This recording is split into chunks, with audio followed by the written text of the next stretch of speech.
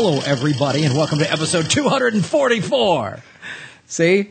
Yeah, no, out of the gate. Yeah, Again. right out of the gate. Very exciting. Yeah, I know. 244. Our guests come in, and I'm just like, ugh, we got to do this. Oh, no, you turn it on when it's game time. I don't give a shit until there's a red light rolling or I'm on a stage. Until that time, everything else is useless. Forget it. This is where Daddy lives and breathes, right here. Right here when the mic's hot. And then the mic hot, I go. Then 60 minutes, crash. Yeah, then I'm out. But we have an amazing show today. We're going to be talking about a lot of, not a lot of movies came out. So we've been catching up on our indies. We're going to be talking about The Drop, Video Games, the movie, St. Vincent, Life Partners, and Obvious Child. And we've got some very special guests we'll be introducing in a moment. It's going to be delicious. More first-time guests. Yes. Hey, so everyone out there listening, I don't know if you've noticed this, but we've been making a concerted effort to get a bunch of first-time guests. Regardless of the quality. Great intro. Yeah. These guys are dead weight, but you've never heard them on the show before, so their only appearance. This is just the worst intro you could ever. Some guys. Let's hope they don't blow. They've never been able, so we can't be responsible for it. Yeah. Everyone, they're not all home runs, guys. So let's. But we have been making an effort to get new people into the Gargoyle Garage. Into the Gargoyle Garage, and we're going to start a new segment today. We are. Oh, new people in the Gargoyle Garage. well, then we've been doing that for a while. Yeah. But one of the things I wanted to mention, too, real quick, is we're getting a couple tweets, and people are like, some of you are leaving iPhones and iOS devices and saying, hey, I can't find you. Are you going to be on Stitcher? And the answer is no, we will never be on Stitcher because they take people's content, put it on, sell ads, and kind of never tell you. Yeah, and then don't pay the content. Yeah, and then don't pay the content creators. So we will never be on Stitcher.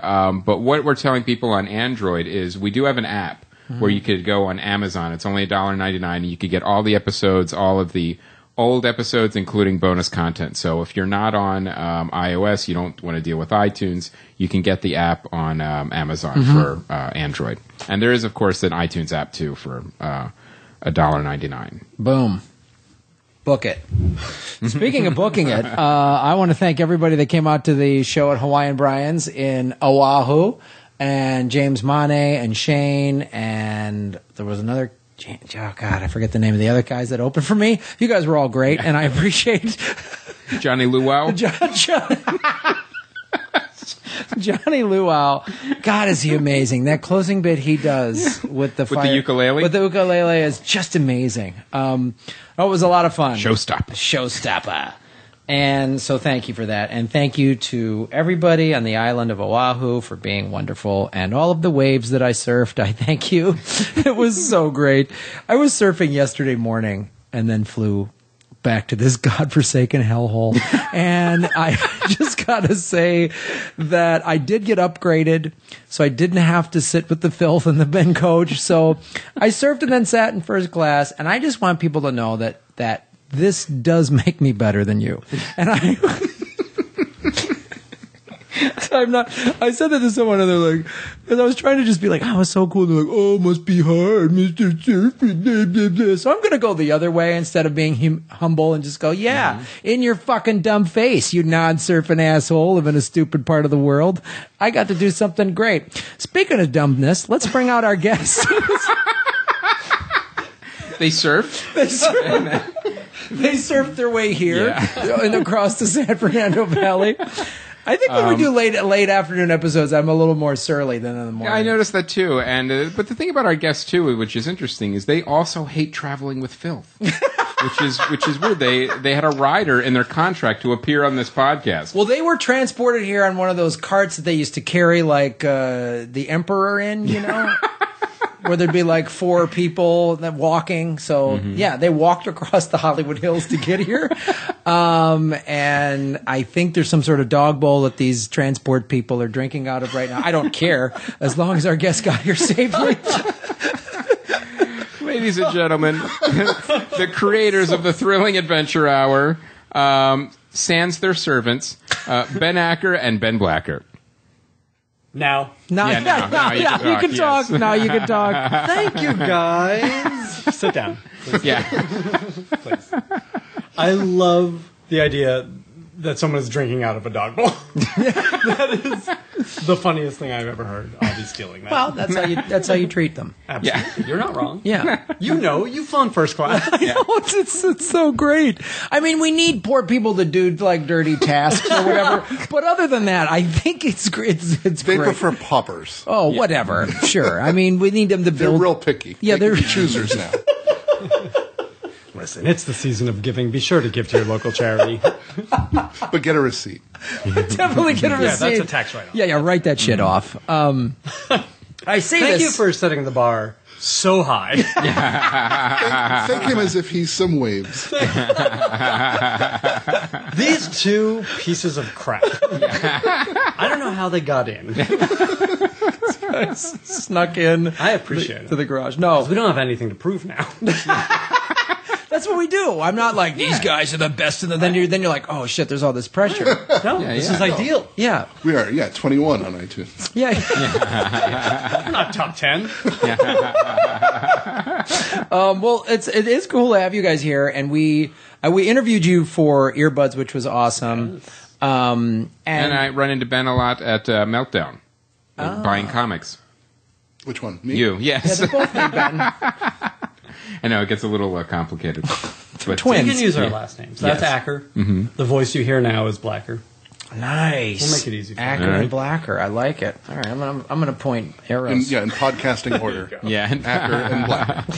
But we were, so we interviewed you guys for Earbuds, and big fans of the Thrilling Adventure Hour. Really fun thanks, Rick. podcast. And it was one of those podcasts, too, that it's like what Podworld was kind of needing. It's like you have all these shows, interview-type shows, but, an old-timey radio show that's very postmodern is like, oh, great, this is really cool. And you guys obviously must have listened to those many hours of old time radio shows. Were you guys big fans before of those shows before you started doing the podcast? Nope. No. Not really. When we did very little research, it was more about what we figured that they probably were like, based on seeing Radio Days. And It was kind of like, what is the collective imagination of these old-time radio shows? and it happened to line up pretty well. Like, Oh, absolutely, it does. Yeah. we did a thing where we taught kids to write their own radio plays, and Blacker used to be a teacher, so he prepped and had clips and played the Lone Ranger for these kids. And it was only then that I realized that just by doing it and logic, the way it laid out, just in the introduction, between sound effects and narration and the theme, the scoring, the way they did it and the way we did it just lined up. Right. And it was right.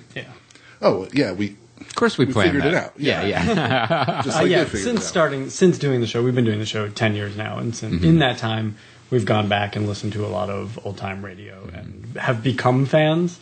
But yeah, it was always kind of like, what do we think the adventure stories of these eras were, and how do we play in that? Well, the great thing is you've got the flexibility of I'll do a science fiction one. Now it's an adventure. Now it's horror. I can do whatever I want. And you follow these storylines, whenever you want, basically. It's, but what I wanted to ask you, you had mentioned this before, and I want to get a little more into it. You have one storyline, Tales from the Black Lagoon. Yes. And, but you said that was actually based on actual memoirs? Oh, then I was lying. Yeah. Yeah, it was, no, it was not. It was based on no research.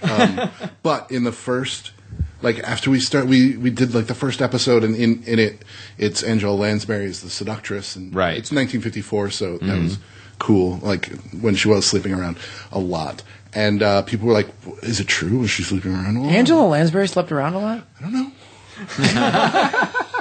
Probably. Let's just assume yes. Yeah, right? Still does. But it was, but it was really satisfying to be like, absolutely, yeah. No, we researched the shit out of this. Really funny because it has that weird hint of I could see that happening in a Hollywood Hills party with where we're Clayton going. Moore and The idea was always, in Hollywood, truth is stranger than fiction. So the presumption that any of these things could have happened in 1950s Hollywood was entertaining to us. And that era of Hollywood was I mean, it was all weird. Like in the 30s and 40s, they did crazy shit. Granted, you never may find out how close you may actually have gotten. Sure. But I'm sure there's some parallels. Someone's going to just show up at like one of your How shows. did you know? Till you Lansbury know? comes after us. Yeah. The thing I'm hoping for most is the Lugosi Karloff. We said that their rivalry was the work of the press or their publicists, and that they were really in the most romantic affair of the whole 50s. That's so. How long does it take you guys to write one of these shows and produce it and put all that up? And we should say the show is performed monthly at Largo here in Los Angeles, as well as we've been touring it a bunch the past year and a half. I would say it takes us about 2 weeks all told to put it together. A couple of days too long. Like 3 days too many. Exactly. And that's, between Ben and I sitting down and breaking it and then going off and writing the episodes and passing them back and forth. And then I feel like it's the casting that takes forever. Yeah. Because we have our wish list, and then it's like, who can we get to? And we wound up with amazing casts. We have a core cast of about 12, 15 people who are unbelievably great. And then we get scheduling, too. Yeah, we get this guest cast who are always amazing and fantastic, but man, they are hard to get. right. Well, let's. You want to go into some movies? Like, I want to hear about the Drop movie. Okay. What is this? The Drop. Let me bring this up on IMDb. This film actually was. I saw it on the plane last night, and it. I was like, I didn't know anything about this movie. But to be clear, this movie only played in first class, right? Yeah. I don't know what those animals were watching back in Coach Chris, and I don't care. Just Three's Company. Yeah, whatever. I don't know what they had to do. I mean, I'm sure they're like, got to sleep with one eye open in case somebody tries to shank you or whatever happens. Oh, yeah. A row of passengers back there sleep like ducks. Yeah. So someone on either side has their outer eye open. Exactly. They switch sides. And they have a zoetrope they have to share. Yes. I don't know. It's a lot of watching a horse running around back there. It's expensive. Yeah, I guess. I'm only theorizing because I don't go back there. I don't look back there because, it might hurt my eyeballs. So The Drop. The Drop. James Gandolfini The Drop. Okay, this came out in September of this year. I don't remember it at all. It has Tom Hardy, James Gandolfini, and Noomi Rapace, and it's really amazing. Like, it is Tom Hardy. They're basically in this like I think Brooklyn neighborhood, and he is a bartender at James Gandolfini's bar, and it's a like a mob drop joint, like where they drop cash. So, like in the title. Like, exactly. The title makes sense. And so what happened is then a robbery goes bad, and then these Chechnyan mafia guys come in, and they want to know where their money's at, and it kind of unravels this whole thing. And in the middle of that, Tom Hardy, who plays this sort of quiet, unassuming guy, finds a pit bull puppy in the garbage can of Noomi Rapace's place, and they strike up a relationship, and he really wants to protect this dog, and you kind of reveal more and more about who Tom Hardy is in this. And it was a really amazing and engaging film. The director is this guy, he's got some umlauts in it, so Mikhail Roskam, I'm sure I got nowhere close at all. And he hasn't done much, and so it was just fascinating to me. John Ortiz plays this cop. It was a really cool little film, and I just kept going, how come I barely heard anything about this? Like, was it? I don't remember it even in the theaters. Like, no, I've never heard of it. And I was like, did it come out a couple years ago? No, it came out this year apparently. So I would look for it. It's called The Drop. Distribution issues. Probably. I have two questions about this film, if I may. I don't know if a guest is allowed to ask questions. Sure. No, yeah. shut the pie hole. Is the floor open to questions? Yes, sir. You have the conch. So you enjoyed this movie? Yes, sir. Do you think you enjoyed it more because you watched it in first class? Yes, 'Cause of course. The airplane effect, like, I will watch most pieces of shit on an airplane and kind of enjoy it. That's a great point. That's a great point. Good job. On a plane, if It's the only reason the RoboCop remake got good. You know. Everybody wants and I'm in a comfortable chair, so it goes into Yeah. the theory of when I go to my favorite AMC dine-in movies in the marina. Yeah, they it's have- already 1 star before you see the movie. Yeah, exactly. They have. Oh God, I've talked about this. Oh, theater that a place lot. is great. It's the I've been best there. in the world. I saw the Wolverine movie there. And I sat through the whole thing because I was you can. there. I've seen horrible movies and I've been like, it wasn't that bad. And Chris is like, Graham, what theater did you see it in? I'm like, well, the food was good. And it so reclined. I'm sure my feet were suspended. It's just gorgeous. I can have a beer at 11 o'clock and watch this crappy movie? Yeah. Done. And they gave me a blanket. They give So, I would say no. I would say yeah. I mean, yes. It's like I think this movie is good on its own.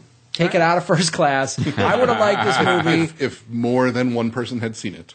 Yeah, The rarity of it. the rarity makes it of more it. valuable. Yeah, I mean, I would have watched this in coach. All right. Is that yeah. okay? Oh, yeah, that answers the You question. wouldn't have If gone that to ever coach happened. to watch it. No, I would not Certainly have gone to coach to watch it. I'm not an animal. Right. My other question is, can we talk about Tom Hardy? Yeah. What's his deal? Is he a movie star? I barely know Here's who who he I is. think he is. Yeah. And he isn't. That guy who played Magneto, young Magneto. No, he's definitely not that. I know. He but was that's Bane, who I think he right? is. He's Bane? Yeah, he's Bane. Yeah, he's Yeah, Bane. he's Bane. All right. Here's the thing. That's all I know him Here's for. the thing with Tom You know how Hardy. you're gonna He's in know? You know Inception. who you're gonna know him as soon? Mad Max.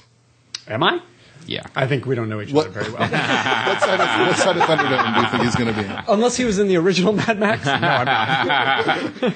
That new Mad Max movie looks amazing. Well, here's the Was thing. he in Lincoln? That's somebody else's bit. That's somebody else's. I recognize him from Doug Benson's bit about Bane and Lincoln. Oh, there you go. Bane and Lincoln. Let me sidebar here. Is the new Mad Max directed by George Miller? Yes. I'm in. Yeah. I'm back in. Yeah. This Big Pig in the City is so good. Right. Virtually the same movie. He has been in all these sort of smaller parts. Like I'm going to just read. Like he was in Inception. That's a tie-in. Yeah, He was in exactly. Band of Brothers. Right. He was in. can't remember that far back. He was in Tinker Tailor Soldier Spy. Couldn't get through it. He was in This Means War, which is only like sort of fluffy. Is that Chris Pine? Yeah, him and Chris Pine. Wow. Nice. He was in Lawless, and then The Dark Knight Rise. He played Bane, and then he was in another cool little indie film called Locke, and Which people love. People Yeah, keep yeah. recommending Is that that to me. in So the he's car? driving Yeah. the car. The phone booth in the yeah, car. phone booth in the car. Yeah. Phone booth on wheels. Die Hard in the front seat. Yeah. Buried in a phone booth in a car. Yeah. That was the pitch. That was the pitch for it. Die Hard on a glove compartment. In a glove box. Yeah, to me, he's like. I wonder if he.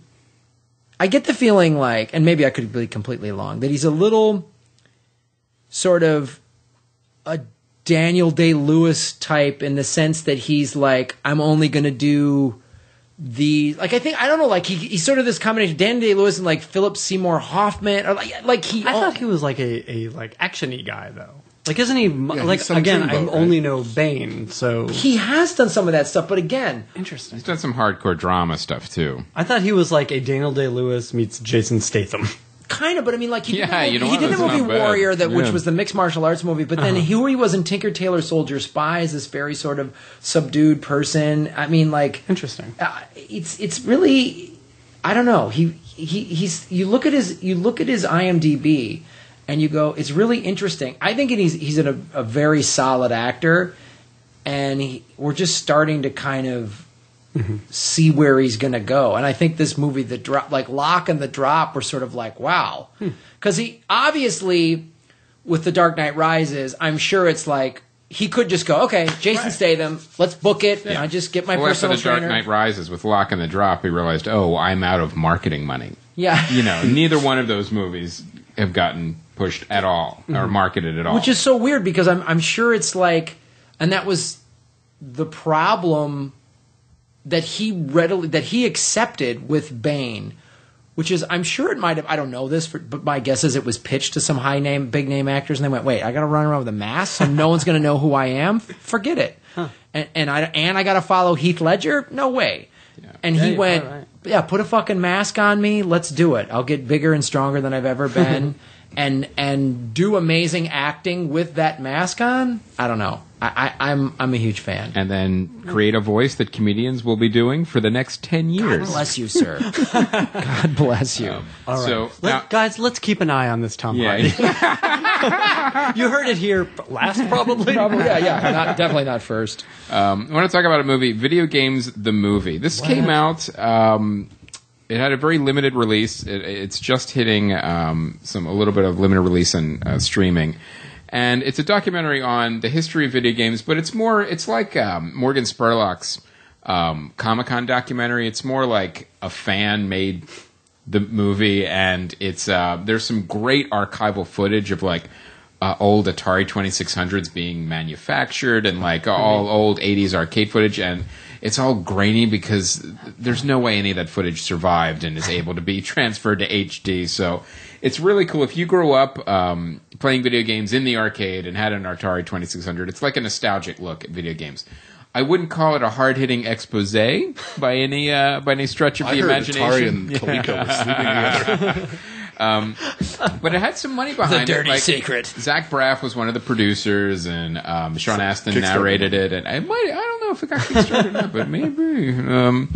And also Will Wheaton, has a little cameo in it. He does some interviews, and then of course Chris Hardwick does some interviews. If anything nerd culture, I thought you were going to say, and of course Pac-Man. Yeah, Pac-Man's they found Blinky, Blinky. Yeah. Clyde. So they couldn't track down Clyde. Yeah. Well, he had bone cancer. Clyde has bone cancer. That's why we haven't seen him much at all. It's Ghost. I know, he always used to be on Letterman. Now he can't. Now we can't do it. Not to get too deep, but what happens when a ghost dies? Becomes alive. Oh, he becomes a human? I like that. Yeah. All right. I didn't realize anyone had the answer. Yeah. That's cool. Wow, we've answered the Tom Hardy thing. Yeah, now we've got the ghost issue. Hard-hitting episode, you guys. Dropping a lot of knowledge down. Enjoy your Peabody when it comes. Yeah, we You make 60 minutes look like 22 minutes. That's right, bitch. What happens when a vampire bites a zombie? Oh, good. That would never happen. Yeah. What? Wait a minute. Wait a minute. Could be an accident. Yeah, that's You're right. I didn't think of accidents. It could be sarcastic. Yeah. It could be making fun of another vampire. Right. Look at what I'm doing. Yeah. You all right? this could happen, and I think you're going to like the new Mad Max movie. You heard it here first. We are predicting 2015 today. So, And we're going to do all 365 days. So stay tuned. get used to it. All right. January 3rd. So this is the kind of movie, if you're into video games and if you're a gamer, you will enjoy it. It's not the kind of movie where you go, well, I'm not really into video games, and then you go, oh my God, there was so much I didn't know. That won't happen with this movie. Okay. It You really won't sound like an old-timey dude? No, you won't. It's a me. I'm Mario. God. Old-timey dude likes to go to an Italian restaurant. Yeah.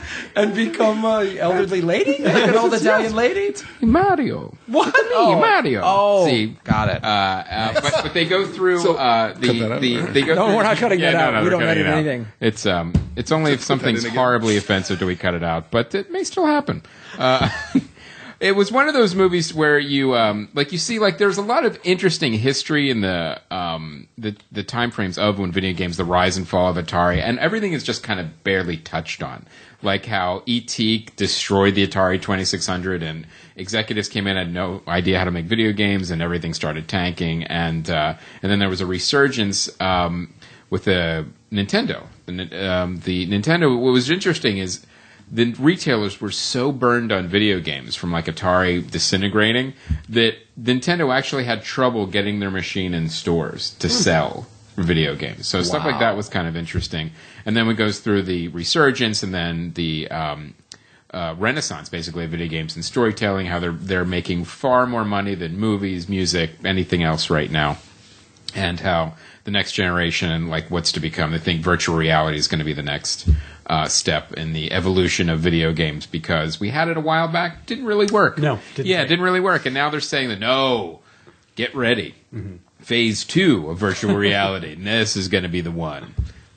Okay, we'll see. Yeah, but it's a really fun movie. It's if you're a gamer and you're a video game fan, definitely check it out. But it's light. It's a light documentary. It just kind of gives you an overview of everything. I have a question, a follow-up question, and then one more question. Okay, but hold on. This isn't a press conference. But just 1 second before you do that. It's me, Mario. Mr. Mario. Yeah, So you enjoyed this movie? I did. Follow-up question. Are you a video gamesman? I am. I'm a gamesman. Follow-up question to that question. What is your system? PS3. Okay. Now my second question. Should I get a PlayStation 4? What do you have right now? I want to watch Powers. I have nothing right now. Yeah. Then you could get away with the PS3. All right. Noted. Thank you. Yeah, because that PlayStation Network works on both. I came here to learn. Yeah. That's the most questions we've ever had asked on an episode. But they're sincere. They're sincere. They're good. Like, I have a series of onomatopoeias. Oh, you didn't listen to the Dana Gould episode. Yeah. I've listened to it on the way here. It's really good, right? Yeah, it was. We took a class in it. I know. They were saying all those classic horror movies, and I was like, Yeah. I know who directed them. I have a Ben and mnemonic I, device. we met at Syracuse University at a horror film class. Oh, which was like awesome. a survey of the history of horror films and then some theory. So that episode you guys did with Dana was so up our alley. Oh, awesome. It was really fun. That was such a great episode because that is Chris and I both, left that episode going. That was the one genre he and I are not that up on, so it was educational for us to hear Dana interesting. just like go on Rattle off classic horror all movies, this yeah. stuff. That was a very cool episode. But this isn't comedy film nerds. So we should move on. all right, well, let's go. You want to go to St. Vincent? Yes. Yeah, I was just sorry. They were gesturing. They were doing semaphore over there, and it distracted me. It was nearly a high five that happened. I didn't want to blow out your mics. It fell apart. For your I've never seen super-powered him high do a high five. five before. Wow. He's generally against them. So you guys both saw St. Vincent. No, I did not. I did. You did. Okay. All right. Acker, go. What'd you think? It was fine.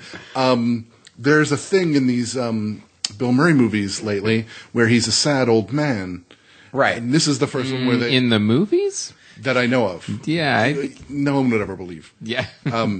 But this one was the first one where they were like, we need to make sure to tell you why.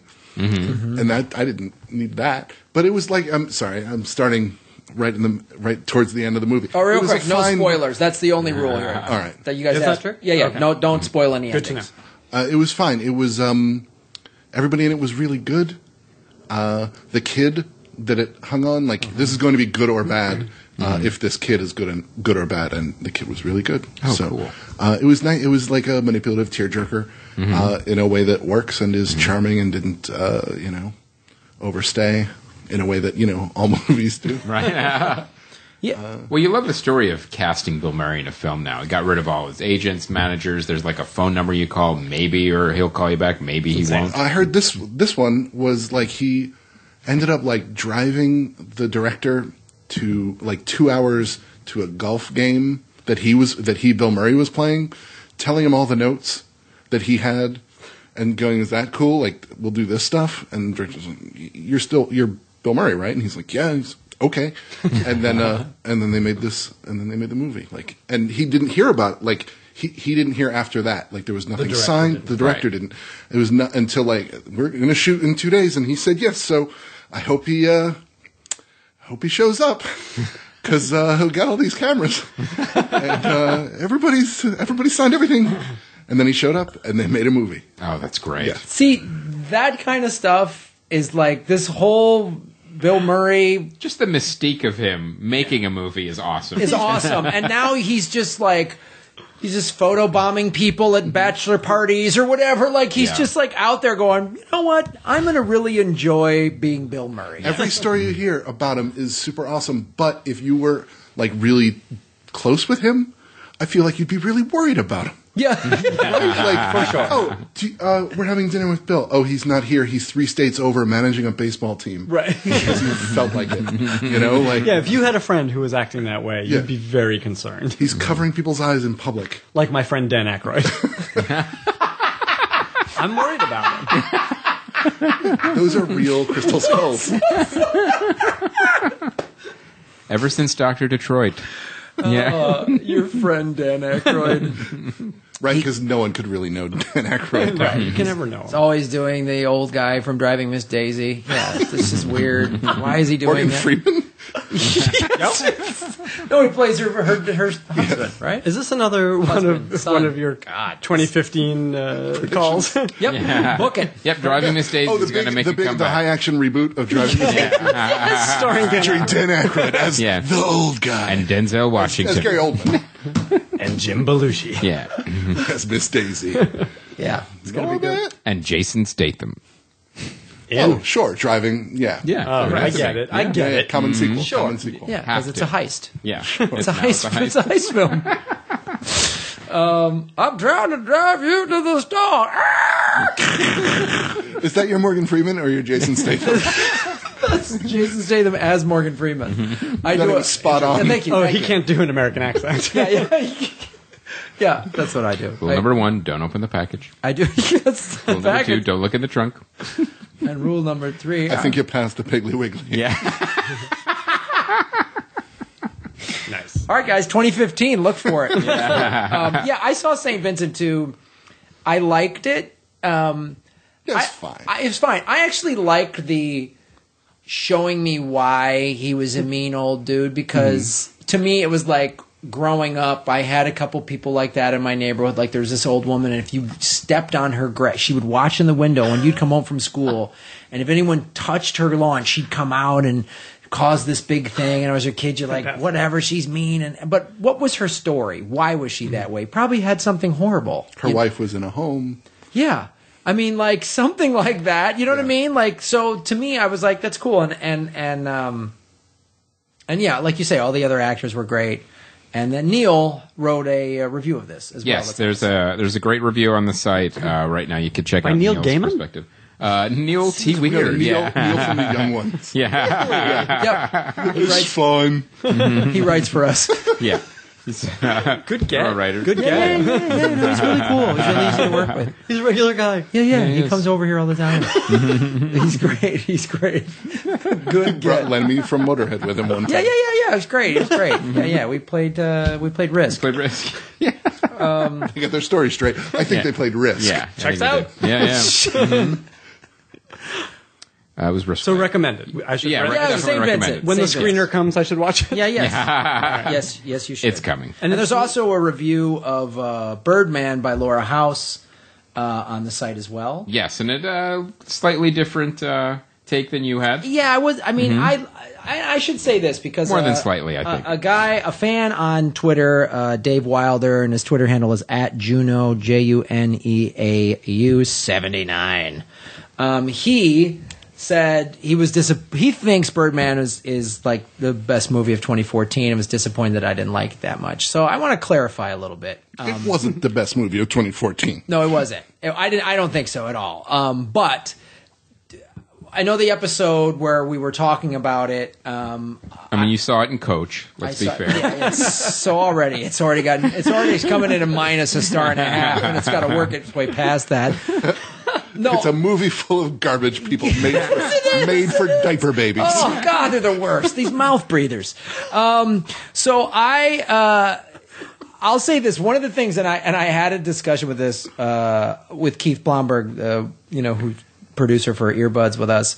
The DP does amazing stuff. There's all these continuous tracking shots, which are amazing. I liked all the performances. I just felt like It just didn't resonate. it didn't resonate, and I felt sort of they deceived me a little bit with the trailer. And maybe this isn't the filmmaker's fault. It's the studio or the marketing department's fault. I thought it was going to be more about his, the voices that he hears from the Birdman guy. Well, that's in another area in a screening room. Tom Hardy is going, well, that's where my marketing budget went. Sure. Yeah. Exactly. Why Tom Hardy would be there is just, that's an awesome He question goes to too. see everything. Yeah, no, he was there. Oh, well, he's accounting for his marketing budget, Yeah. which is on every screen in town. Except He goes to every film. It's like 83 cents of my marketing budget in this Birdman movie. So anyway, yeah, and I think it seems like, as Acker just said, Birdman.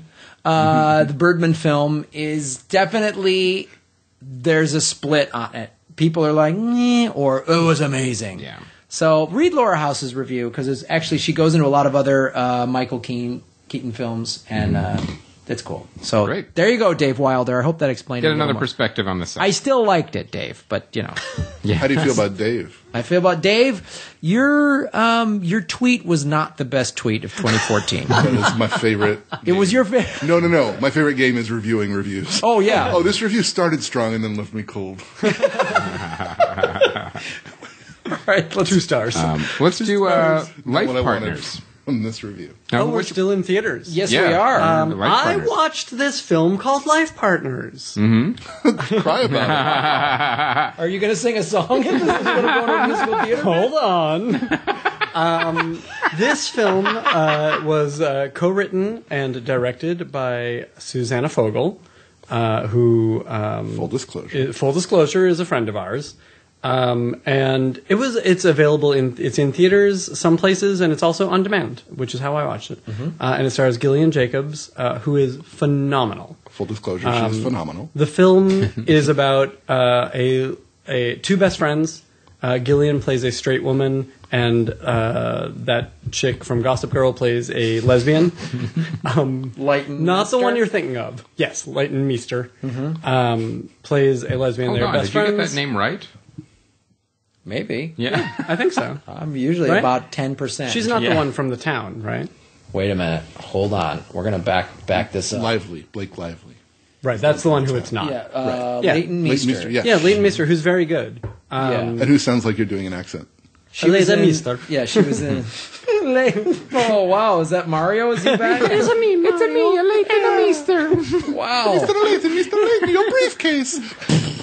And it's about what happens to their friendship when Gillian's Is that character... Mr. Bill from the old Saturday Night Live? Mine was Untouchables. Okay. All right. Okay. Thank God. Thank you. But it's about time they got matched up. Yeah, it's time. People have been asking for Yeah, that. yeah. Your friend died screaming like a stuck Irish pig. Oh no! That's the Chicago way. Thanks, Mr. Hand. Awesome. So that was good an movie then, awesome Ben? bouillabaisse of mashups of references there. But you were saying so. The film is about these two best friends and what happens when Gillian's character gets a serious boyfriend. Seth Cohen, right? Seth Cohen, who is All right. Yeah. It's a good movie. It's an enjoyable movie. It's a short movie, which I'm super into. Gillian Jacobs is so good. She is one of the best actors we have. She does more with reacting than most actors do in acting. Mm-hmm. And so she is... That's what acting is. Like, if you really want I to... wouldn't know. Not really my You're bailiwick. talking to him like he's a trained actor. Yeah. He's not a trained actor. I'm an untrained actor. Guys, write in and tell us who's dumbest. Anyway. But use snail mail. Yeah. Just a garage. Yeah. just CFN garage and put postcard. Like the post office knows. It's like Santa Right. Claus. It's like Yeah, the North yeah. Pole. But better, because Yeah. we exist. Yeah, exactly. Children. Kids listening, Santa's not real. All right. Oh, you said no spoilers. Now we Rosebud was a sled. Now we have to put explicit on this. All right, so Jilly, okay. I will say this You like this about ballet. this film. I enjoyed this film, and she is excellent. I will see anything she does. But I felt this way about a number of these independent sort of slice of life films that I've seen, although not the one we're going to talk about next, where I feel like it would be better served as a TV series, where we could live with these characters for a little while. And like my one complaint about this movie is they had to do, a lifetime's worth of relationship between Gillian and Leighton Meester In 90 minutes. In 90 minutes, Right. and that's a lot to cram in to show us how they are at the start and how it changes. But if we could have seen it over 12 hours, Well, that, yeah. The Yeah. problem with every movie. Yeah. Right. Oh, we need more time. but Wait, How are you doing more horrible accents than I am? This is I don't know. yeah, I'm I disappointed, like it. frankly. Yeah. As a listener, I'm disappointed. I expect the other way. But Obvious Child, which I think we'll talk about in a minute, I was so happy with. Like, it was a complete story, and it didn't feel like anything was shorthanded in those 90 minutes. Not even 90 minutes. All right, so go into Obvious Child. Let's do it. Have you guys seen this? I have not seen it. We haven't seen this. Oh my God, you guys. It's great. That's what we've heard so many good things about. Do you want to talk about it? No. I came here to chew bubblegum. Nobody's offered me any bubblegum. No, it's... no, you go ahead. You guys knew you were going to be on a movie podcast, right? Like, we're talking. We watched movies. I'm ready to answer any question. You have to realize, until this week, I had seen 3 movies this year. And I crammed for this podcast. Good for you. Nice. Hear We that? appreciate Other that. comedians have come on our show and they haven't seen anything. Oh, you guys are the worst. Oh, you're so dumb with your Name studios. names. Oh. We do want to talk about horror movies. I'm from not the going to 40s and name 50s. names, but anyone that was on the show in year 1 that's never come back. Yeah. You can do the math. That is awesome. Gilbert Gottfried. Yeah, that was absolutely good. Obvious Child is a terrific film. It stars Jenny Slate as a stand-up comedian who... it's a romantic comedy about a stand-up comedian who has a one-night stand and then gets pregnant and then is going to abort the child. That's sort of the trappings behind... Like, the trappings that are within the romantic comedy tropes that are the... But is it more of a dramedy or is it really a romantic comedy? It's really a romantic Yeah, comedy. it's a romantic comedy, but like everything, the beats are like it's real. It's grounded. Yeah, Got and it. it's given Okay. weight by this thing, although... So this thing, is- they treat this thing like it's a real thing you got to deal with, not just like ding ding ding ding. Not, yeah, it's not like the abortion in Airplane. It's an Okay. It's more like It's more like the abortion in Teen Wolf. Which watch those cutscenes. yeah. Poor Booth. It's like a little. But where would it fall? Oh, we're going, yeah, it's just- Where would it fall regarding Footloose? I've never seen Footloose. Me neither. It was. Are there a lot of abortions in it? Like a ton? Oh, they were footloose, dude. Yeah, that's all they were Wall to doing. wall. Yeah, just wall to wall. It's just one scene's a sex scene, the next scene's an abortion. You know what? I'm glad they do a setup and payoff. Yeah, I'm I glad it's not all got a foot payoff. loose. You get an abortion. The Sunday juice. Wow. The part in the movie was written for Jenny Slate, and she kind of helped create the character, and she's unbelievably great. She's so great. You saw it this week, you're saying. I saw it last week, yeah. Right. I saw it months and months and months ago, which is All why right. I don't want to recap it. I'm just You don't saying. get points. Stop asking. I won't recap this movie. You don't have to recap, just did you like it? Oh, yeah, I really liked it a lot. Okay. She was great. And Yeah. the dude from The Office, Yes. the latter seasons of The Office, if only there was a computer Oh, there isn't. in the room. Who played one of the interns in the latter What do you seasons of want? The Office? There was... He's a handsome young man, Stephen Singer. has a No. Krasinski-esque quality. A Chris... A little bit of a Travis Schultz type, for you Scrubs fans. Jake Lacey? No. Probably. Yes, I think so. That That is is. I think that's his name. And weren't Yes, he was in The Office. That's the kid, Jake Yeah. Lacey. and Got weren't it. great people her parents? Like I want to say Elliot Gould. No, Richard Kind? Richard Kind Richard was her Kind, father. Elliot Gould and of the who cinema. played her mother? Her mother was... Who was also great. Was also Richard Kind. Yeah, he... Oh, he did that Adam Sandler yeah. style. Was it Polly Draper? Yes, it was Polly Draper, and the scenes of the parents were terrific. Yeah. And there were scenes with parents in a way I haven't seen before. Oh, great. Necessarily. It's just a really charming, well-made movie. And Jenny Slate is phenomenal. Like Now- she should be nominated for an Oscar, but that's not how awards work. Now it's Right. interesting how you said that like both these films were like the right length. Like as we all Yes. know, a lot of movies are too long. You could cut out Has 15, anyone 20 said that minutes. there's a movie that is too short? There's got to be. If we think hard enough, we'll think about a movie that's too short. Probably not, though. I mean, I can't. Oh, granted, I can't think of one off. I the can't think top of of one where my you head. went, what? Like if an episode of Friends was a movie, Yeah, that would be too that short. would be too short because it technically would not be a movie. Yeah, Yeah, with commercials? yeah. It's only 22. Oh, with commercials, it'd be a movie. You're right. All right, you know what? That's a good tweet thing to tweet. If you guys Said it. name a movie that you guys think is too short. Okay. And tweet it to @ComedyFilmNerds and include @Chris J. Mancini and @GrahamElwood. and we'll read them off. Yeah, leave us out of it. And at Ben Blacker and at BN Acker. Please include all of us and then try to fit the title of the movie. Yeah, would you please include the hashtag, this movie was way too short, I think. And also a hashtag. Yeah. Oh, yeah, be sure to hashtag it, hashtag. So we know to look for I that. guess pie? The answer is pie? Maybe that'll fit. The title's too short. The title's much too short. What if they thought 310 to Yuma is too short? They're never going to fit that. That's a long title. God, Obvious Child is like an hour 23. Mm-hmm. Ideal. You're right. Ideal. Perfect. Right in the sweet wheelhouse. And Life Partners is like an hour 30, and that was All right. Yeah. Well, that's good to know. All right. All right. So we want to talk. Actually, we have an ad read. Hello. Boom. The lights are still on. And this is a. Should we just sit here? This is a. Yeah. You could type. You could jump in too, because you know what? This is a really good ad. It's a really good ad. It's I think solid. you're really going to like it, and I would really recommend this ad to you guys. As guys that are podcasters. For an ad? The idea of commerce. Look into it. Yeah. Capitalism. It's good for all of us.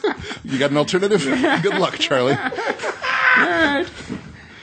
right. You going to read an ad? Or Brought to you by the patriarchy. Yeah. Because it's All a right. thing. It's read an ad or be a communist, which is going to be. Yeah. Sorry. Soviet Union lost. Why? Didn't do ads. So Better be dead than red. And speaking of that, have you ever recorded episodes for the first 2 weeks? So this is Downcast, and this is a recurring sponsor. We're happy to have them back for another go round of sponsorship. This is a great app, and it's a great app for podcast, and it has all these fantastic tools where you could change the speed of the podcast. You could rate your favorite podcasts and put them in the order that you want. And right now they are on sale. The different versions. They are on a sale. Yeah. Oh, I'm sorry. It's me, a Downcast. It won't die. Yeah. Hey, that's a spicy meatball. Yeah. Oh, Donkey Kong, you got the princess again. Came back. Who is that guy? What is he doing? I think he's friends with the other guy. Oh, Yeah, okay. no, they're... The Alka-Seltzer meatball guy Yeah. is now in Donkey Kong? How do you know that we talk the same? Oh, I didn't know this. Oh, Brother? Why is a Captain Lou Albano playing me in a kids show? Wow. Wow. That was Four obscure. people just got that reference. Anyway, the rest iOS of the people hung this up. Yeah. How do you do it? Yeah. Or they gave you a bad rating on Downcast. Yeah. And tell me more about it is this. on They hung sale. up on us. Yeah. I click. Thumbs down on their TV for this. I'm going back to the 80s so I can hang up on you. This is the iOS version is right now $1.99 for the first 2 weeks in December.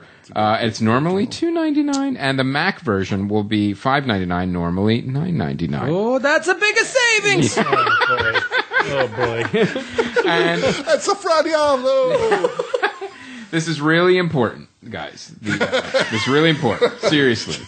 The Mac version of Downcast it's sync with the iOS version. It's pronounced. You put on your dad voice and then did that horrible accent. That was so great. I was like, oh wow, Chris maybe is a little mad. Like after the show, he's gonna go, Graham, really? When we do these, We're trying to do This an ad is ad read. longer than Obvious Child. Yeah. and you will get pregnant from Yeah. it. So this is the But abortion's usually $9.99. Now $5.99. Use the code Family Film so Nerds. this is a great app. This is Yeah, let's keep doing this this is commercial. a great app. It sounds great. Yeah, and we're happy to have Downcast back. Like I said, it's perfect for podcasts. This is one. It really. This is it. It's perfect for. It's the perfect app for podcasts. It really is, and it's You can listen to this episode on Downcast. yes, and it's also it's got a lot of the features the Apple one didn't have. So it's a Turbo lot of button. really cool stuff on it. And it's cheap. It's really worth it. And check it out, Downcast. And it is on sale for the first 2 weeks in December. Check it out. Boom, boom, boom. Downcast. Do it. Work it. That's how you nailed that. Yeah. Yeah, you Daft Punked it at the end. Yeah. Oh, yeah. You got to work it. Okay. You got to work the ad. Well, let's go. Let's work the ad. Work that app. You got to work that. Work that app. Oh. So let's talk about. Yeah. I want to talk about By Ben way and of Ben. segue. Now, you guys were talking earlier too about how you guys love old movies and how it also inspired a little bit of thrilling adventure hour. Now, what genre of old films do you like the most? We like all kinds of old movies. You know, I think for me, speaking for myself, you know what, and for Ben. Thank you.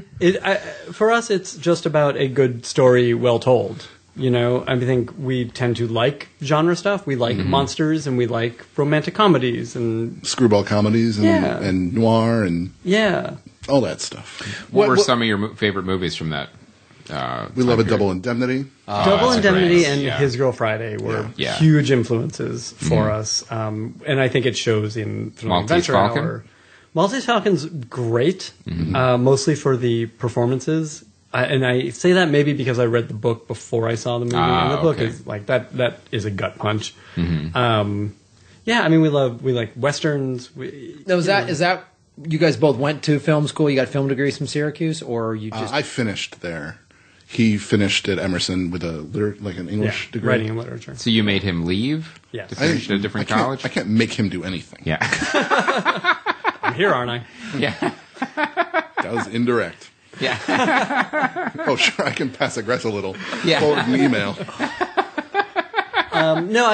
At Syracuse, I was an appreciator of films, but I hated the process of making them. And especially, like, we were there in the mid-late 90s man. when we didn't have the right technology. Right. My best friend at the time was at RISD, where they were teaching him how to edit on the Avid and stuff. And we were cutting film with a razor blade and taping So was it I. together. That's how I did with It's film the school. worst. Yeah. I'm like, this is really going to catch on and help me get a job. This is going to teach me to have a love of tape. Yeah. And razor blades. Yeah, this is obsolete in 6 months. Yeah. But we took a bunch of film like theory and history classes that were a lot of fun. Yeah, it was like a literature major, but with films. The great. Steenbeck machine was the expensive one in the corner that only the upperclassmen got to use. Yeah, I one time edited a film so hard I bust a blood vessel in my eye.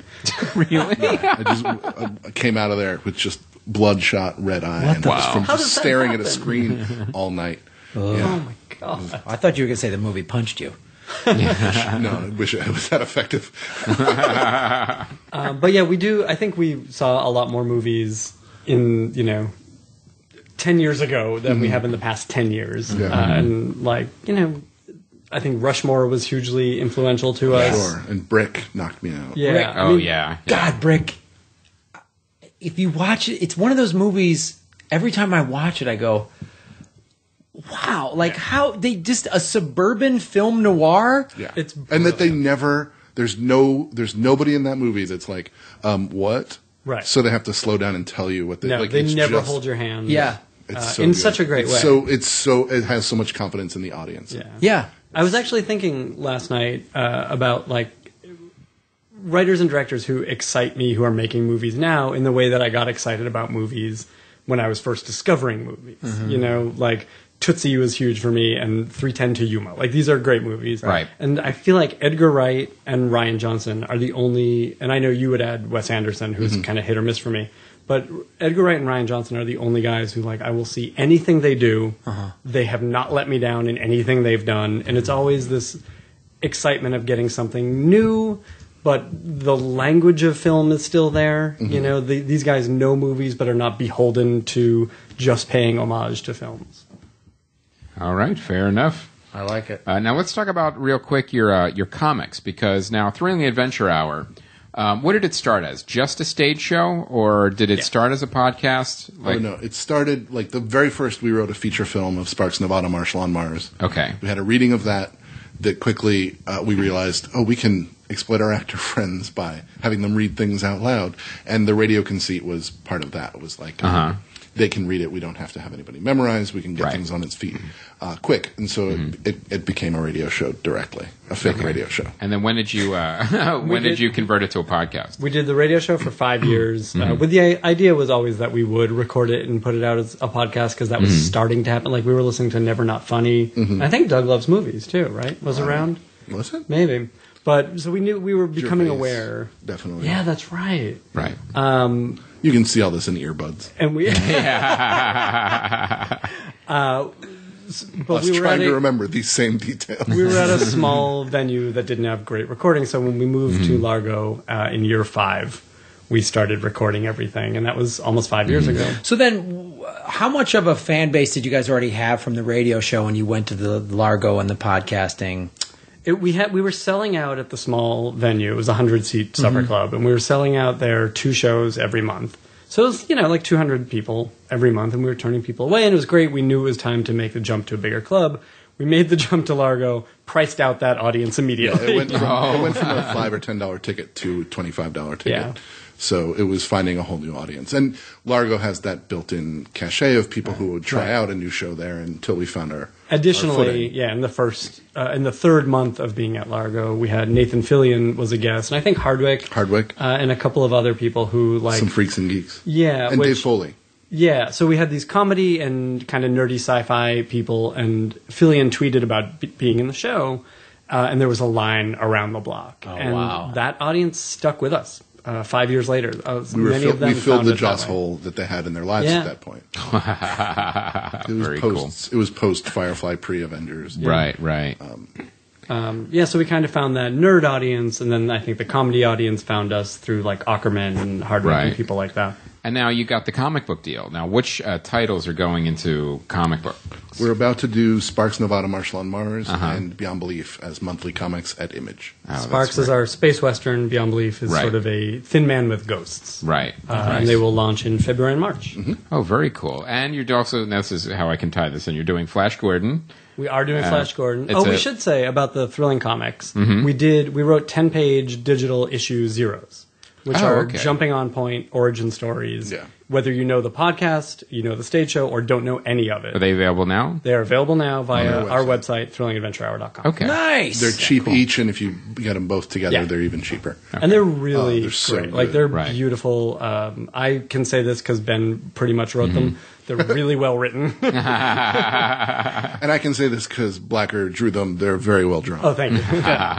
Jay Bone did Sparks, and Phil Hester did Beyond Belief, and they're beautiful comics. Now, Flash Gordon's going to be a 4-issue miniseries, and the reason I found out you guys were writing it is because for my project with Thrillbent.com with Mark Wade is Long Ago and Far Away, Lee Ferguson is the artist, and he was telling me, he was like, oh yeah, I've just been, with doing Flash Gordon and this other stuff, so he's a little behind. And I'm looking around like, who's writing Flash Gordon? And it was you guys. And I'm like, all right, I had no idea you guys knew each other. And I started tweeting. I'm like, I can't believe you guys, we all kind of know each other. Yeah. And he was saying, has he given you the story about the Superman comic? No. Oh my gosh, this is insane. Like, one of the reasons he's behind is because he was doing a DC comic. Not a comic, but one of those kids' books for DC. It was a Superman one. And my son has them. They're great. They're like the little kids I can read, like the first reader's book, but with Superman and the superheroes. Superman can totally read. Yeah, Superman can totally read. With great artists like Lee? Yeah, and they have these great art, and but it's very simplistic and, kid-friendly. But he said there were so many revisions, like he'd never worked so hard on any book before, where they just kept coming back and back, and he had to redo and and you think for like a kid's book there wouldn't be as many revisions, but because kids are stupid. Yeah. They're so dumb. Yeah. They may not mind whether Superman's arm is here or here. Yeah, it doesn't. That's crazy. Yeah. But I wanted to. So political. Yeah. That's true. But we're we're all big fans of Lee Ferguson. He's a great artist, really happy to have. We got him. We did 3 stories in the Flash Gordon annual that came out a couple of weeks ago, which is a series of stories that are prequels. They happen before the events of the Flash Gordon run, and he did one that we wrote about the Undersea Kingdom and Shark Princess, and that will come back in our run of Flash. But that's great. It's like killed it. He killed it. Oh yeah, awesome. Yeah. His stuff is great, and it's 4 issues, right? It's a limited series. Yes. The Flash Gordon that feed into the next big crossover event. Yeah, with the all King's Watch. The King's Watch. Got it. Which very cool. I assume you can say. So I think my point is too that tell him to hurry up. So we do not want him to hurry up. He's going pretty fast in this. Yeah, no, I know. He really is. He is. He's doing the best he can. But so I'm really excited to be working with the same artist as you guys are for Flash Gordon. So I actually, for our fans too, I'll be letting you guys know not only when Flash Gordon starts, but when Long Ago and Far Away starts on thrillbent.com. It should be in the next couple months. It's going to launch. It's another plug. It's another plug, guys. Watch this. I like comic books. That's his show on Bravo. Yeah. Watch what happens. We got the Real Housewives. Good to talk about the top chef. So He just does wraparounds or interstitials. That's what he does on Bravo. Okay. All right. Now we're going to go to Atlanta, see what those housewives are doing. You guys are like a chef testant. Hey, Padma. Hey, Padma. She's so pretty. I'll eat all of her food. She's like a princess. I assume. I don't know. I'm not familiar with the character. You create this world and then just back off. Yeah. I don't know what these guys are. That guy might say that. Etc. So we'll go to now DVDs. A lot of stuff's coming out on DVDs. But really only one to talk about. Yeah, no, there's a few. Guardians of the Galaxy finally out on DVD. That's weird. It comes out Finally. right before Christmas. That's weird. Finally. We've all been waiting. Wait, do you smell a conspiracy? Yeah, that's Yeah, like weird. is this the first year that this has happened? That's, why This would is the this not have been Chinatownest shit I've ever heard. Yeah. That's so weird. Anyway, also Dolphin Tale 2. Yeah. Similarly Yeah, suspicious. yeah, it's interesting. Right after Yeah, Dolphin yeah. Tale 1, Yeah. but before Dolphin Tale 3. Weird. Yeah, I'm not buying it. You don't believe that this release is happening? Yeah. Or? Sure. Am I correct that Dolphin Tale 2 is Roy Scheider's last role? Yeah. Yeah. He comes back. He Yes. reprises his role. Right, he's Chief Brody. Yes, again. Chief Brody. Yeah. We gotta get this dolphin out of there. But Chief Brody, the dolphin's injured. Dolphin's not hurting anyone. Some Yeah. kids are karate chopping the fences, Yes. and I got a dolphin on my hands. And then he Too old flies for this shit. and then he flies into a shooting helicopter. Yeah. From Blue Thunder. Nice. So, and the next movie is Dead Snow 2, Red versus Dead. Now, we showed a trailer for this at Podfest, and it looks awesome. If you like zombie fighting, Nazi action, it's for you. And communists, presumably. So, Yeah. It's Right? defeating the communists, finally, once and for all. Nazis versus Nazis- commies. Or the zombies. Yeah, well, so the character's name is Red, and what happens is he survives the first movie, but then he accidentally, I'm not sure how, gets a zombie arm grafted onto his arm, Sure. which Classic has blunder. super strength, Classic and wonder. he punches zombies and makes them explode because his arm is so super strong. Well, see, that You know, adds because up. zombies are strong. Well, that adds up. That makes total sense to me. I'm on board. This Dolphin Tale 2, I don't get it. Yeah, The dolphin got injured again, or they No, they put another tail on him. What a- If he's super fast with this wooden tail, yeah. You know what I wish would Dolphin happen? tails. common sequel. In this room. No, you know what I wish would happen? Some kind of sexy party. We're gonna have a swinger party. Why Put is your keys he- in the bowl. No! Mario again with the key It's part? me, Luigi. Oh, both that voice and that line have never been grosser. Put your keys in a bowl. Oh, all right, guys. I wish, like the Universal horror cycle, that every horror movie that has come out in the past, 30 years would team up with some comedy movie. Yes. Like Abbott and Costello meet Frankenstein. Key and Would Peele be meet. Key and Peele meet Shaun of the Dead. I guess they already did that. But you know what I mean. Keen Peele meet Freddy Meet Krueger. Saw. Yeah. Right. They did that. They did that on the show. Never mind. Never mind. You know what it seems to be happening. Cut that out. Cut that out. It's already going on. Oh, you know what? Then double it. Double it. Double the trouble. What is Frank? Frank is a movie that has Michael Fassbender as a leader Now, is of he a band. Statham? Is he? Yeah, he is a stage. Is he the But he has Magneto? a paper mache head on for most right. of this film. And you know what? right. So this Spike Jones video is a movie? Yeah, it should have been as long as a video. This it didn't really go as far as it should have. But this movie was one of those movies that thinks it's smarter than it really is. That kind of I hate it when movies think stuff. you know like thinking. Yeah, it was like, oh, it's a cool indie movie. I'm like, no, It's a great Levi's commercial. Yeah, it is. yeah. Everyone has mental illness problems, and it has a couple cool moments of like what you do to be an artist and the type of delusion you actually go through as an artist. That I think Did you see Llewyn Davis last year? I did. I loved that. Yeah, yeah. Mm-hmm. That was some like Inside Llewyn Davis. Yeah, yeah. that And was good. this had was more on the. it's about being an artist. And this had more of like what happens if you're mentally ill, you're an artist and untalented. This is kind of that combination of, but it's that old song. But it's a feel good movie. It's like another zombie arm showing on. It's another zombie arm movie. Another Dolphin Tale too. Yeah. So I wouldn't recommend this. But the movie was not that good. So I wanted So to you're like it saying more that than the director has something in common with his subject matter. perhaps. That's what you're saying. Yes. Cavalry. It's no one we know. Now, Cavalry. This is a movie that Neil really liked, and I know you really liked Yeah, too. Brendan Gleeson, Chris O'Dowd. They're great. It's awesome. Brendan Gleeson plays a Catholic priest in a small town in Ireland and has to go through all this stuff, and it's awesome. The acting is really great. They show surfers in the background surfing in Ireland. Like, I feel like the director... all it takes for you. I was like, I'm in. Surfboard, I'm on it. Can not everyone get into the theater? Great. I'll sit in the front.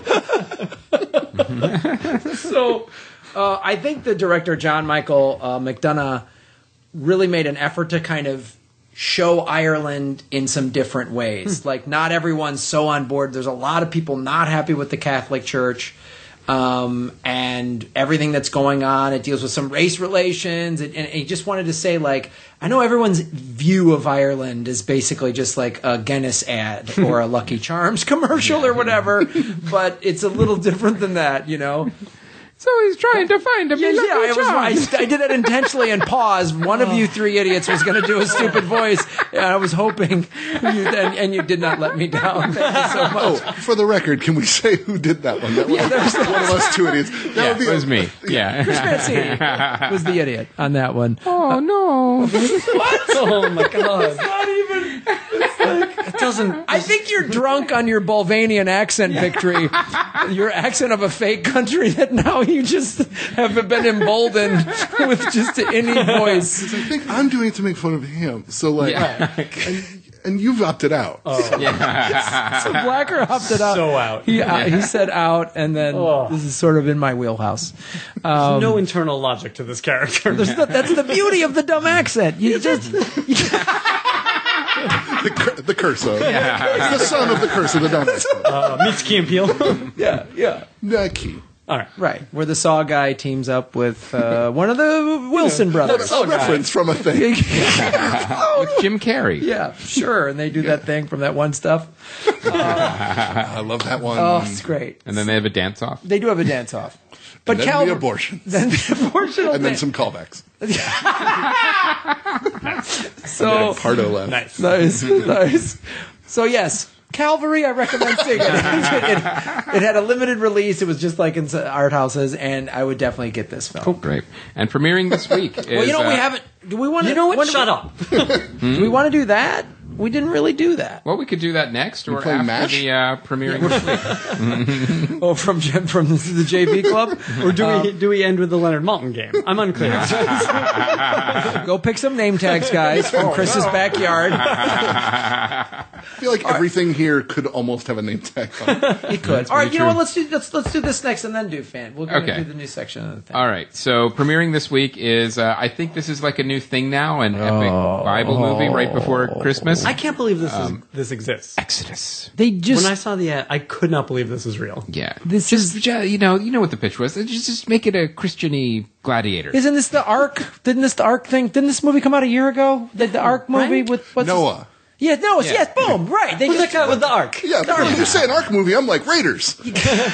No, not the good Ark one, but basically Noah was just this. It was gladiators meets whatever. You know what I mean? And this is more The Bible. The Bible meets a flood. Yeah, Bible meets the thing. And then Well, there's in- like Watchers. I There will was say like this. In Noah, the water came in. Yeah. In Exodus, it goes the other way. here's the twist. Boy. The water's calling from inside the house. Is there a movie star in this movie? Yes. Who Just made pull, this pull it movie? up. It's actually, Charlton Heston. what happens is with these movies is, they're trying to recapture like those times of like the big biblical epics and put like It's a bunch Joel of stars Edgerton in it. and Christian Bale, but it's just like and those are two actors I very much like. I don't want to see him in this. I don't want to see him doing this. I don't give a shit. Is this like a Michael Bay Exodus? Ridley Scott. Oh, poor Ridley Scott. He used to be so good. Yeah, it's one of those things where you just go, all right, we all remember Prometheus. You know what'll make me happier? Pull up. When does the new Mad Max movie come out? Chris's big push. Get Downcast and the new Mad Max. I'll tell you, and I wasn't sure about it until I saw that trailer is like mesmerizing. The new Mad Max trailer. Yeah, it's Fury Road. Yeah, it's an apocalyptic story. Yeah. So did they reboot? Is that what that is, or is it? It's a reboot, but with the same director, George Miller. Yeah, and also it's got Charlize Theron. I think she's bald and missing an arm, like something. Cool. It's got crazy stuff in it. Very specific fetish. Yeah. And in post-apocalyptic. So anyway, what else? Top 5. Zoe Kravitz? Is this Lenny Kravitz's daughter? Sure is. All right. Mm-hmm. Zoe Isabella Kravitz, the daughter of Lenny Kravitz and Lisa Bonet. So she's ugly. Like they sat down and went, "Do you want to have a supermodel movie star? Here you go." It's the post-apocalypse. Yeah. Who can we get? So they got her. So, and next is Chris Rock's film Top 5. It's his comedy. I love the press around it. Like, I love all the interviews. There's a ton of press around it. Yeah. Every interview he does is so much more compelling than in your bones that the movie is. Yeah. It's the kind of I look at the trailer for this. Clearly a vanity project. Is it a narrative film? It is a narrative film. Yes. He plays a funny man. I feel like it's when I saw the trailer reality show wife kind of thing. The Adam Sandler comedian movie that came out. I was just thinking of that, like funny people. Yeah, funny people, and you went, this could be, and it starts, and you're like, and then it just kind of. I'm worried that that's what this is going to be. What was the movie where someone was a Jon Stewart and then became president? Was it Robin Williams? Robin Williams was, yeah. Like, there's the conceit of movies where people are real funny comedians in the movies, where like they just don't do anything funny in the movie. Like, they never have to bear it out. Like, it's always Mr. Saturday Night. Remember that? Yeah. Well, I have living room balls. So. Yeah. So I don't know. I mean, this movie could be good. We're not sure. I'm not sure. I'm hesitant. If it is good, it's got a pretty good cast. We'll apologize to Chris Rock. We will. No, my thinking is, if it is good, it'll be. If I'm surprised that it's good, it'll mainly be because the trailer wasn't cut correctly. Like, I feel like the trailer is not, which happens all the time. Yes. Yeah. So that's what trailers. Also, do. the opposite happens. Yeah. Yeah. Right. Where the trailer editor should be the one getting the award for tricking people into seeing a horrible film. Do you want to name some names? The new Star Wars. Great trailer. We've both seen it, and well, trailer's better. A bunch of fans. Okay, so let's. All right, well we'll go into the Star Wars trailer. A second episode? Yeah, we. Yeah. Star Wars special. Inherent Vice. I really want to see this. This is the P.T. Anderson joint. Yeah, I'm down with that. All right. I talked You're to not a someone huge who saw it. I'm not a huge P.T. Anderson fan. I am not either. I think he makes great movies cunningly hidden inside 300 minutes. I worked with an editor in 1999 named Cheech, and he would get Oscar screeners, and he would digitize them, and he would re-edit them and send them back and say, "This is how your movie should have been edited. If you want, I'm Cheech," and his phone number. And he turned Magnolia into an hour 35. Oh, perfect. Wow. Now that's a cut I would like to see. Yeah. But I really think the thing about I have with P.T. Anderson is I think he is a great director of scenes. I think scenes and actors, absolutely. he's an amazing director.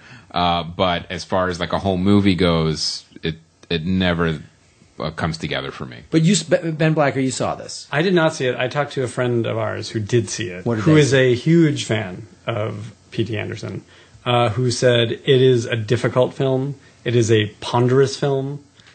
He's adapting a novel, right, which is a difficult novel. So it is true to the novel in that it is hard to follow and doesn't really go anywhere. Okay. Now, you said earlier, have you guys seen more footage of the new Star Wars movie? We've seen the whole thing. Have you for real? No, of course not. That would have been really fun. Yeah, but we've seen it, and we'd like to talk about it on this podcast. Yeah, I'm thinking, We signed disclosure agreements. Yeah. When it's because it's always first time guest. Who knows what they say? No, I told you we crammed to see movies. Yeah. We didn't tell you one was Star Wars. Yeah, a bunch of fans were like, "How come you guys didn't talk about the trailer on last week's episode?" So here we go. Oh, that's right. I forgot we got those tweets all right. too. So what did you guys think of the trailer? And It's good as the trailer. It's good. Keep in mind, there's it's 3 of exciting. them. There's literally 3 trailers. I've only seen one because I was like, I don't want to watch anymore. I shouldn't have watched this one because I really wanted to see the trailer for the first time on the big screen, hear that music, and lose my shit. Those prequels were so bad, Well, no argument. Go ahead. right? So like, They aren't Star Wars movies. There's only been 3 Star Wars movies. There was a handful of educational videos about interstellar trade tariffs. That space Asians. Yes, yeah. exactly. That college students on Naboo watch as part of their curriculum.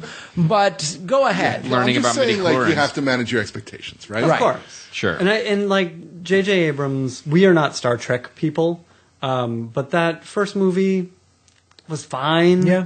I feel like this movie will be fine. I feel like he's a StarArs kid, right? So he knows the beats that we all, as Star Wars kids, want to see, and that's I feel like what we get from that trailer too. Right. And that kid from Attack the Block was great in Attack Yeah, the Block. it's a good cast. Which like nobody said that about the first 3 movies. No. And I feel like this first one we're all going to see because we really want to see the second one, which Rian Johnson's doing. Yeah. Right. Is he doing the second one, or is he doing one of the? I think he's writing spin-off? 2 and 3, and then he's directing the second. Well, I think Yeah, also just when too. I'm I out, wonder. They pull me back in. I think it's going to be huge. I think this movie is going to be huge. I'm really excited going out on a about limb it. there. Yeah, I'm going to be excited about it. But I wonder too. Like, remember when the Star Wars re-releases came out with the added footage and the new effects, and there was like literally lines, around the blocks Yeah. for film. I wonder if this is going to happen again, where we actually see lines again at movie theaters. You will. Just to get You absolutely will. Yeah. They've already announced the release date. It's like December 18th or something like that. They're selling tickets already. Oh yeah, I mean that's good. Thor's in it. I mean, and Yeah. that is exciting. Like that's Yeah. cool. That brings me back to And my childhood. The leaking of the photos of the Millennium Falcon and then this trailer. Oh, the quote leaking. Yeah. By the publicist. They're really savvy about it. They're very savvy, yeah. and I think it'll be kind of like the Star Trek reboot. Now, I'm a big Star Trek guy. That J.J. Abrams did, which is he'll capture so much of it. Because here's mine of the 2 Star Trek, and I know Chris and I are kind of similar on this. I loved it, and then the second one I was like, okay, you got to do more. I felt like the second one was just sort of like same old bag of tricks, and he didn't go deeper into the characters. So I feel like, especially after those educational videos that came out, that it's the slam dunk for him. Like he would have to fuck up so hard for us to no. hate it. Now, those prequels, like, it would have been easier to make them good.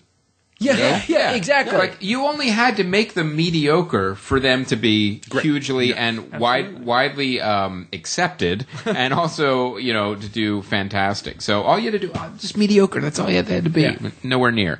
So, but I actually disagree. I think the new Star Wars movie is not going to be like the Star Trek one, because I think with the Star Trek movie, J.J. Abrams kind of put his own spin on it, and he fucked with the timeline, and really changed kind of the universe a little bit. I think this is going to be a dedicated continuation of specific canon and timeline, and I don't think there's going to be like this crazy like twist and changing the history and all that stuff. Yeah, obviously with the 2 different things. Star Trek was a reboot, Right. And this is a Remix. sequel. Remix, is that what you said? That's good and bad. That's part of it. right? Like being beholden to this storyline that's set is a good thing and a bad thing. Like it gives him parameters to play in, which I think for him is a very good thing. I Are they agree. going to tie it into the first 3? Like, Great question. Are midichlorians going to be science? Well, the other thing too is with Disney, there's also rumors that it'll tie into the Theme cartoon. parks. Yeah, I'll definitely go theme It parks. should but tie also, into Guardians of the Galaxy. That would be great. But Star Wars Rebels, there's new characters there, and that might cross over into Which the they'd film. be smart to do. Like, yeah, that's- exactly. To you make have a this, world plan. Yeah, exactly. So we'll see. All right. Fan feedback. Fan feedback. This How are we doing, you guys? Yeah. Right now. Send your feedback. Wow, we're doing another extra long episode. I know. huh? Well, we get into it. All right. There are a lot of This them. is one of my favorite tweets I got was this is from Mutant Food Stamp. Okay. It said, "Wow, Asylum! What a mess of a film." But I must admit, I had a smile on my face the entire movie. That was a tweet? Hashtag work it. Oh, God, guys. The Asylum Saga just keeps going. keeps going, and we are working on trying to get that movie. We are. We're gonna actually work on getting it made properly this time. And also, it's funny now. The comedy fans are finally starting to discover it a little bit. So there's discussions on the IMDb message boards like, guys, if you don't get it, this is what it's supposed to be. Because, like we said, it never got rebranded as a comedy. So it's all the horror fans are still pretty angry on the IMDb website. And so, like I said, if you're a fan and you want to jump into the conversation or write a review and say this is actually what it is, that's great on IMDb. Thank you. Yeah, we're going to start doing this fan feedback. I know we've just Yeah. sort of read stuff from you guys just here and there. We're going to make that a segment in every episode. So we'll read a tweet or an email or something from the message boards or a post on the Facebook fan page. So, Oh, and yeah, because we had a good one on the message boards, too. Let me just mention this from Kid D. Brock. I won't read the whole thing, but the last one part really made me laugh. This was about the Kevin Avery podcast. It said, right. I have to check out that Denzel podcast. It sounds great, although the lower half of the alphabet is going to be trouble. Out of time, unstoppable virtuosity. well, it was funny from that episode that Kevin Avery talked about. They do this podcast about Denzel Washington, him and W. Kamau Bell. And he talked about the glory tear because he'll just cry one, and he goes, it comes around like Halley's Comet once in a blue moon. So then a fan put on Created a graphic. that had the glory tear and put that on Twitter. I Really love funny. that shit, and put that on Facebook as well. All right, Part 2 of this podcast is about to begin. here we go. I'll buckle up. All right, Batman versus Superman. What do you think about that? All right, this is another. Yeah, we're giving you guys a lot of stuff, a lot of episodies. This is a long one, man. It is. We're getting into it. Yeah. Yeah. If that editor, if Cheech wants to cut this down to an Yeah, hour, yeah. I totally understand. We're gonna release the director's cut of this episode. Extended director's Extenders. Well, that's our episode. So, gentlemen, where can people find you online? Your podcast? Any live dates coming up? Yes, all of those. Go to thrillingadventurehour.com to find out about live shows. We are wrapping up the live shows in April of 2015, and they are sold out, but we are adding shows all the time. And the best way to find out about the shows we are adding is to get on our mailing list, which you can do via our website. Also on our website, you can pick up the digital comics that we mentioned earlier, which are a great jumping on point for new listeners or readers. You can buy, T-shirts and stuff like that. And the podcast is available via the Nerdist Network and on iTunes. Thrilling We Adventure are Hour. Ben Acker on Twitter. And at Ben Blacker, as well as at Thrilling ADV for all of the Thrilling Adventure Hour information. Now, are you taking a break from live shows? Is that what you guys are doing? We're looking to evolve what the Thrilling Adventure Hour is and bring it to other media. Oh. Eyebrow raise. So cyborgs. Oh, so You might not know what media means. it's a little Oils. teaser. Yeah. Oh, you guys are gonna. series of oil. Okay. This makes perfect sense in this digital area. This is great. Thrilling Mixed adventure media. massage oil. Massage oil. Okay, I like it. Scented, Scented candles. Scented candles, Thrilling Adventure Hour, scented Themed. candles. you want a Paul Tompkins scented candle? Well, you come to us. Those we would sell a shit ton of those Yeah. on this website. I just- We have all Paul's candle rights. Yeah. Sorry. He signed some shit. Tied up. you get a couple of those scented you get a candles couple as a of movie. beers in that guy, he'll sign anything. Like, oh, Do you now know I what a gotta sandalwood sign these. mustache smells like? Thank you for having us, you guys. Yeah. This was Can't really wait. fun. You guys were awesome. Yeah. Can't wait. I can't wait for the scented candles. No. I can't wait for this podcast. I can't wait for you guys to leave. Like, no, what the fuck? This is like I'm stuck in coach What's in again. this garage? Oh, do you guys want to? You guys need a place to stay? We're not going to Fonzie your space. Yeah, guys, thank you so much for doing the show. This is an My absolute pleasure. blast. And Do you have any plugs? of course we do. Holy shit! Are you kidding We've got me? Oklahoma City on Thursday. Oklahoma City Thursday night, guys. soon. Too soon. It's too soon to plug Oklahoma City. Yeah, we'll be doing 2 shows. December 11th. Don't fuck with the soundboard. Stop moving, Ben. Trying to untangle myself. I can't have you move anymore. So we're gonna have to untangle Ben, just leave him. or just leave him. Yeah, we'll just stun gun him. It's the soundboard. It's I'm stuck in it. so yeah, Thursday, December 11th, guys, in Oklahoma City, doing 2 shows. 1 show of stand up, 1 of Comedy Film Nerds Live, where we're gonna be showing trailers and all kind of fun stuff. Check that out. Also, I will be headlining New Year's Eve at Skyline Comedy Cafe in beautiful Appleton, Wisconsin. We're doing 2 shows, and then I'll be headlining the Downtown Zanies in Chicago, January 2 through 4, and the Improv at Harvey's Hotel and Casino in beautiful South Lake Tahoe, January 28th through February 1. Wow, you actually have everything memorized. Yeah, That's how'd you amazing. do that? I have a reading them. fucking crazy brain. So check out all those, and I'm going to be in Vegas in February too. So go to GrahamElwood.com for all my tour dates, and of course ComedyFilmNerds.com calendar All right. as well. And I have Fantasy Springs Casino for the Improv coming up over Martin Luther King weekend next in January. And unlike Graham, I don't even remember the dates. Just Congratulations! What do we say at that point? Is that this one? yeah. 13 God and bless 14. us, all of us. 13 and 14. Yeah, I'll be in Vegas February 17th through 22. So, all right, sounds right. That's Yeah. good. That's good. That's it, guys. We're done. Like the Merry Christmas! We want to thank Ben Acker and Ben Blacker for coming by the first time. We really enjoyed having you guys. A lot of great discussions. Good stuff. Good stuff. And guys, of course, like us on the Facebook and the Twitter. We reached 4,000 Facebook likes. That was pretty cool. Yeah, You know what yeah. I mean? Let's That get was- to 5. Let's get to 5,000. Quit fucking around. Can you assholes do anything right? That was cool, but you know what's cooler? You know what's cooler? 5. 5,000. How about 10? Maybe stop slacking and you guys do a little more work. We're really abusive parents. Yeah. All right, guys. Thank you so much for being on the program. My name is Graham Elwood. And I'm Chris Mancini. As always, remember, Han shot first. Is that Star Trek?